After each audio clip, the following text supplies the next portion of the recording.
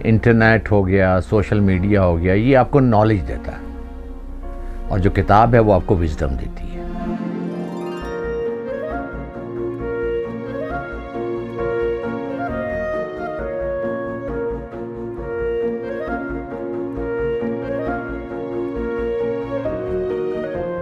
कल्लात publishers की जो बुनियाद बेसिकली रखी गई थी वो मस्तंग में रखी गई थी और वो पाकिस्तान बनने के फ़ौरन बाद रखी गई। और कल्लात पब्लिशर्स और कल्लात प्रेस आपस में इंटरलिंक थे और वहीं से इस अदारे का आगाज़ जो है मेरे वालिद मोहतरम ज़ुमरत हुसैन ने किया था।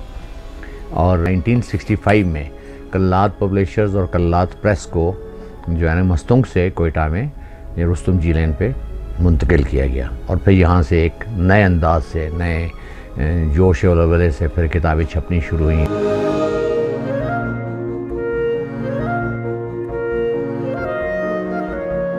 जितने भी बलूचिस्तान के जो मुसन्निफ़ीन थे उनकी जो पहली किताबें हैं वो कल्लात पब्लिशर्स ने छपी हैं, चाहे वो बलोची, बरावी, पश्तो।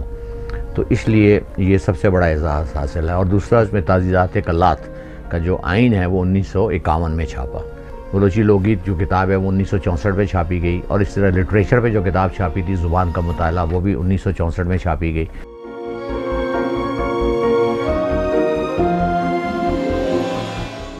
किताब जो आपको शऊर देती है और जब इंसान में शऊर आ जाता है तो वो एक माशरे का बड़ा अहम रुकन बन जाता है और वो माशरे के लिए डेफिनेटली कोई ना कोई पॉजिटिव एक्टिविटी करता है। तो मतलब मैं इस बात से कन्विंस हूँ कि नौजवान किताबें पढ़ें, कोई भी पढ़ें, किताब पे कोई पाबंदी नहीं है।